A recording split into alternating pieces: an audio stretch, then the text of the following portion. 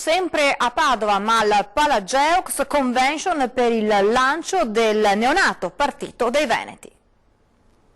Le bandiere di San Marco sventolano insieme a quelle della Catalogna nel giorno in cui a Roma va in scena la grande manifestazione leghista organizzata da Salvini contro il governo. A Padova il popolo degli indipendentisti veneti si è dato appuntamento al Palageox per la convention di presentazione del neonato Partito dei Veneti, formato da tutti quei movimenti che negli anni si sono sviluppati nel territorio e che hanno come obiettivo quello dell'autogoverno.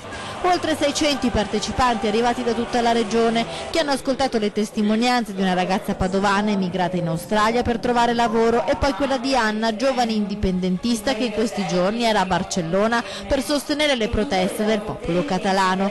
E proprio il lavoro è stato uno dei temi al centro della discussione. I giovani non devono scappare all'estero per realizzarsi professionalmente e poi basta inquinamento dopo il caso PFAS che ha riguardato le province di Verona, Vicenza e la Bassa Padovana. Il riconoscimento inoltre della lingua veneta, questi i punti all'ordine del giorno. L'autogoverno che compare vicino al nuovo simbolo del Partito dei Veneti e la richiesta che il movimento intende fare allo Stato centrale in attesa che arrivino risposte al referendum per l'autonomia votato da oltre 2 milioni di veneti giusto 2 anni fa.